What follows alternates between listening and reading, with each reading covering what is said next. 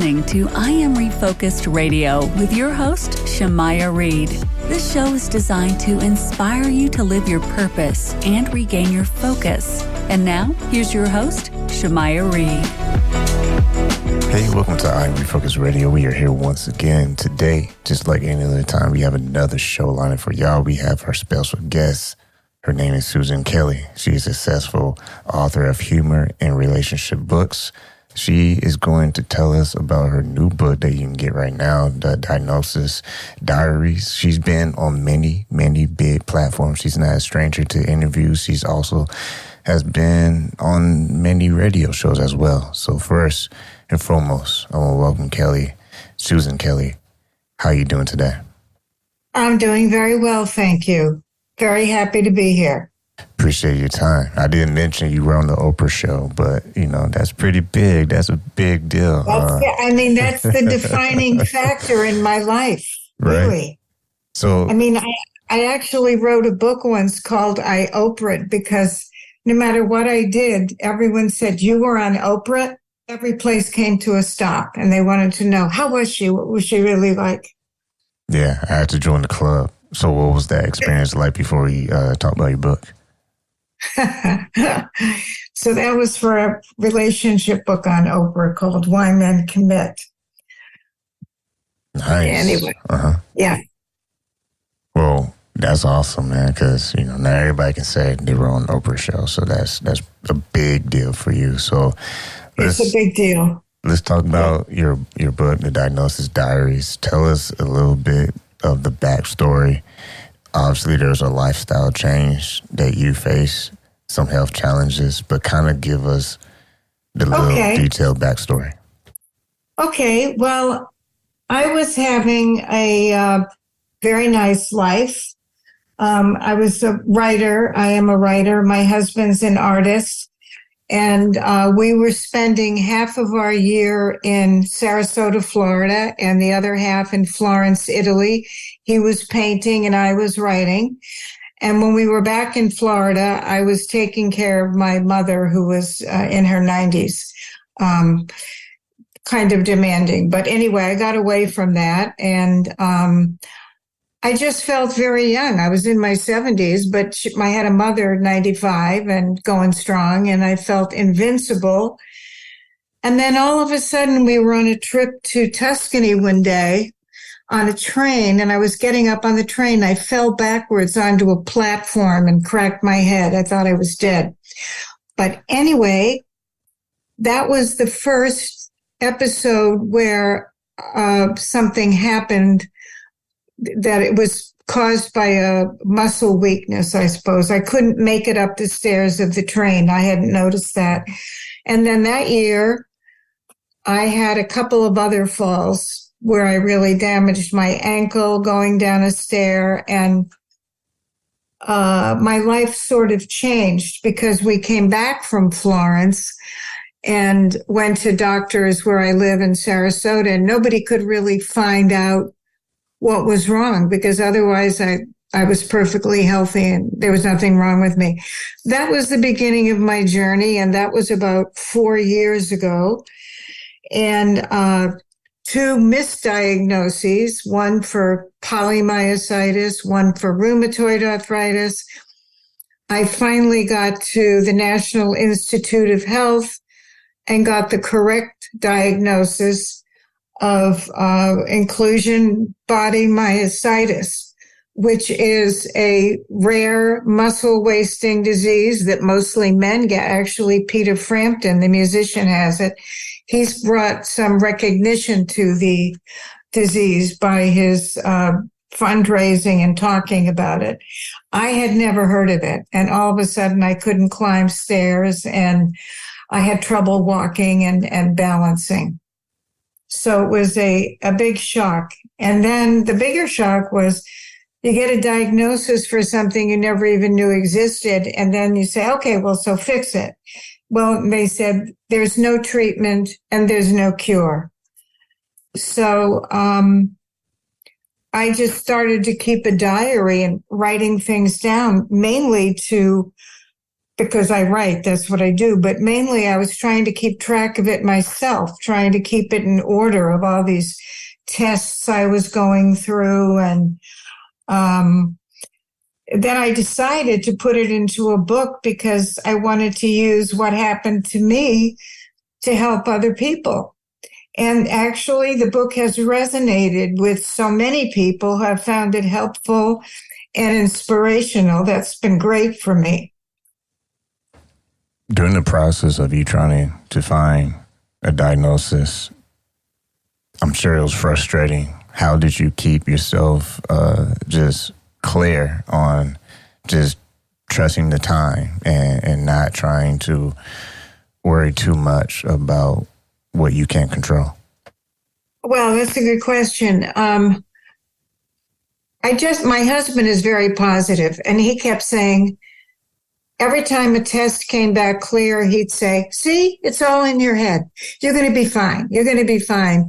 But I said, no, I can't lift my feet off the ground. It was the strangest experience. And, but I'm a pretty determined person. And I finally realized that because it's such a rare disease, the doctors, even though they're good here in Sarasota, I had to get to a specialist like Mass General or National Institute of Health or Johns Hopkins. And a friend of ours here, who is a physician, had an acquaintance, an associate at National Institute of Health. And he said, look, you got to get out of here to find out what's really wrong with you. So if I make a call and get you up there to Bethesda, will you go? And we said, yeah, because the medication I was taking for an incorrect diagnosis was making me non-functioning, actually. So, but I am pretty persistent, I must say. It's my personality, stubborn. So I finally found out. But then what do you do when you get something like a diagnosis where there's no treatment, no cure? It's you have to start living with limitations and adjusting to those limitations. And for me, that was difficult because we traveled a lot and we have children and grandchildren around the country, and we thought nothing of just jumping on a plane. I mean, we thought we were invincible. And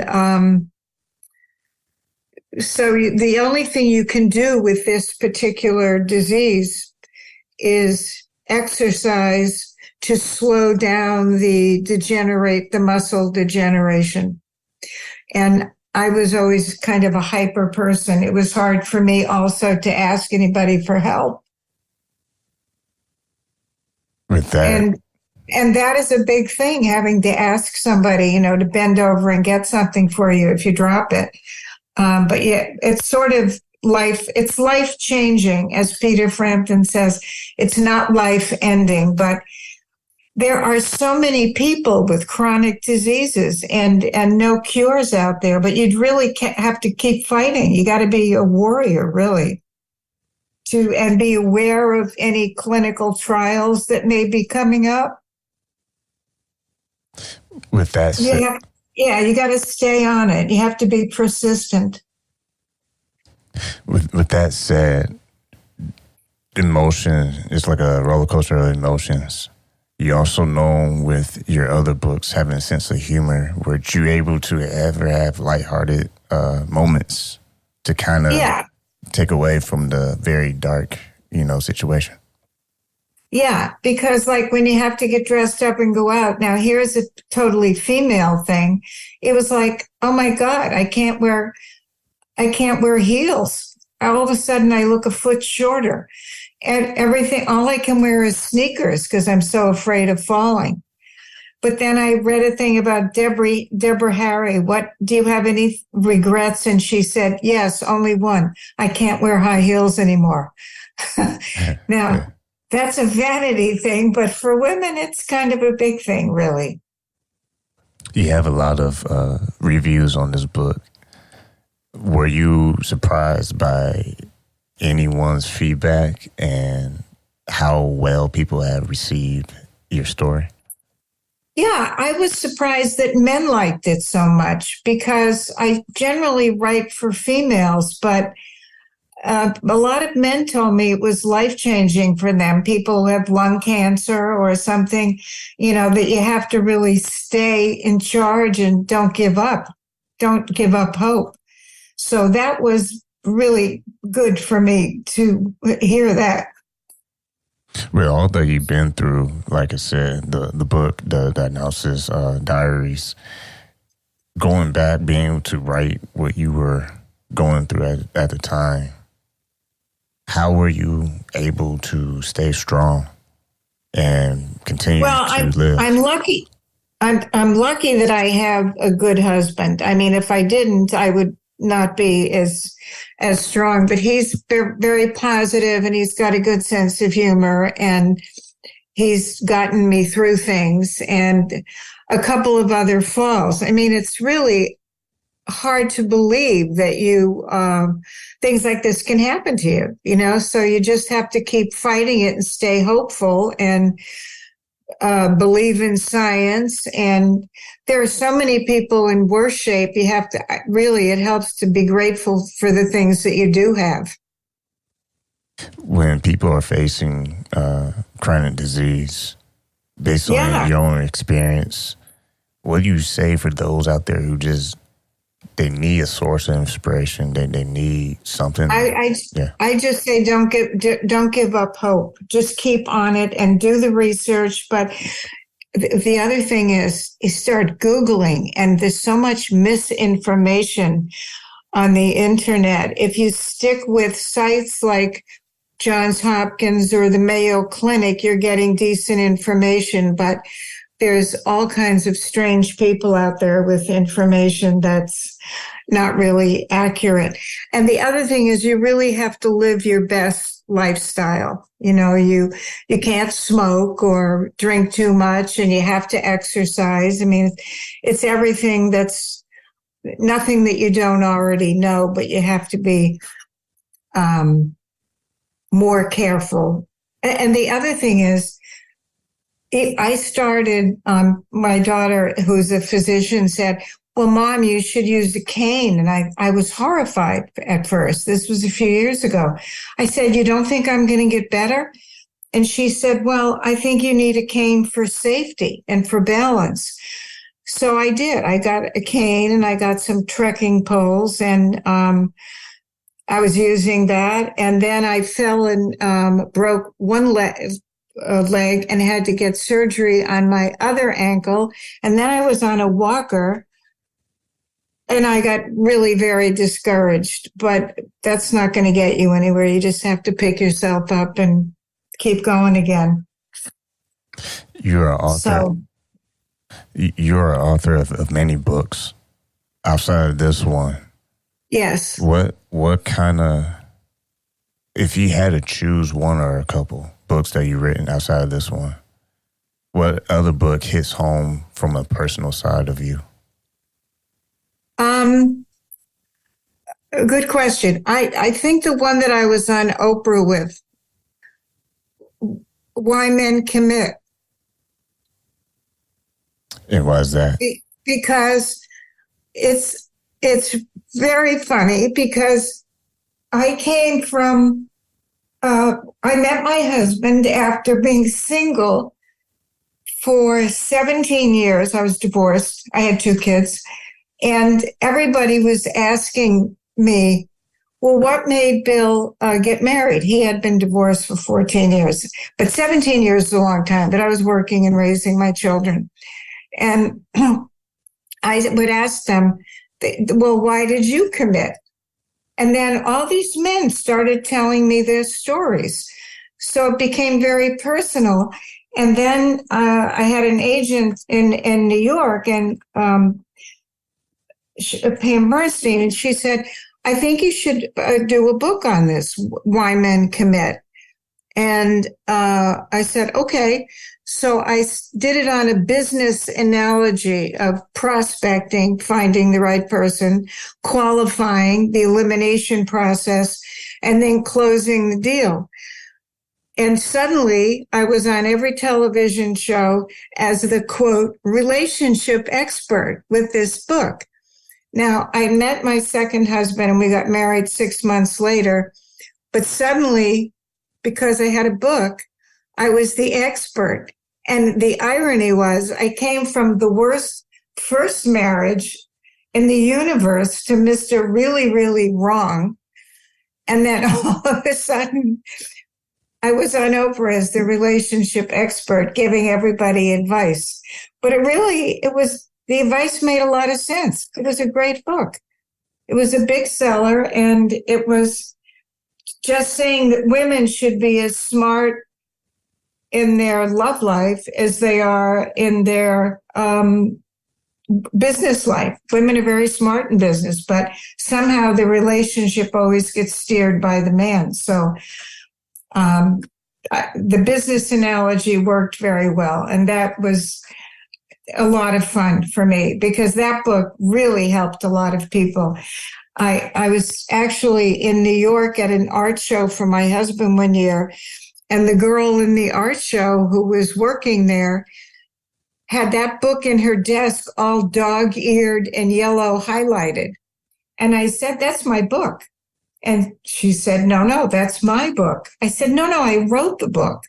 And she was following the advice, and she actually ended up with the person she wanted to be with. So that was great. And that was very near and dear to me.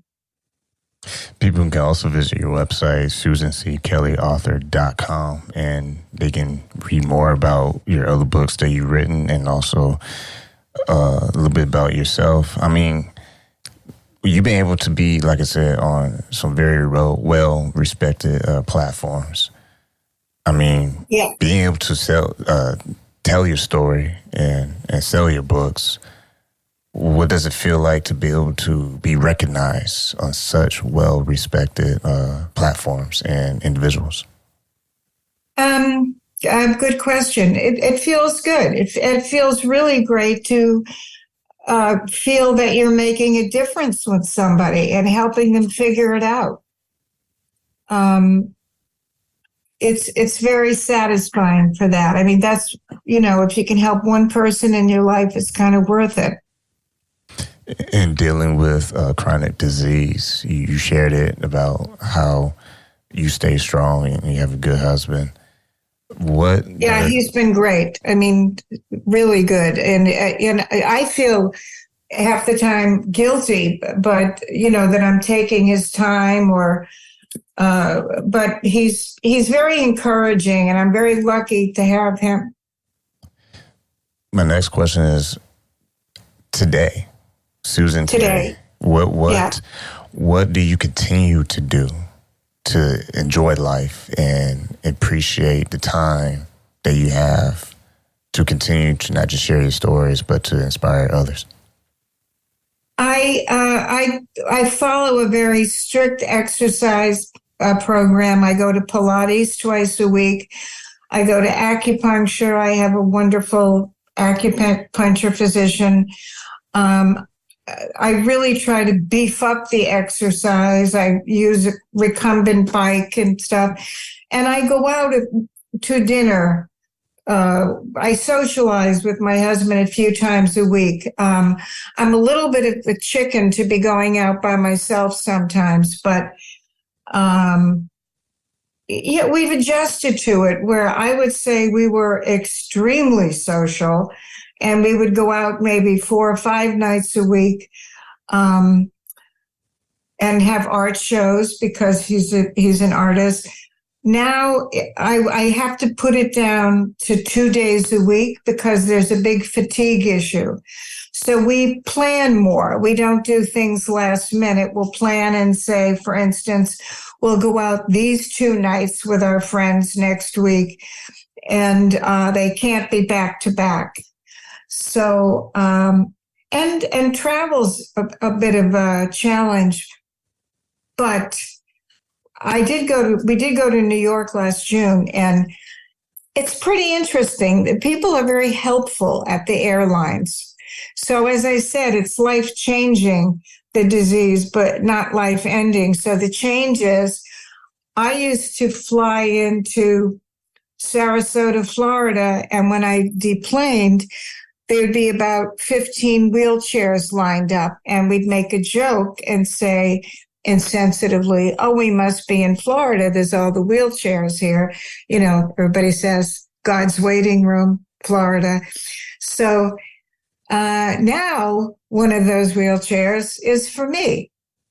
So that's the way it goes. But actually, my husband thinks it's great because he can put the carry-on the wheelchair, and they get us through customs and through security very quickly. So that's actually a benefit.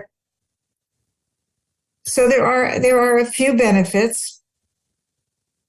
Being able to have... great.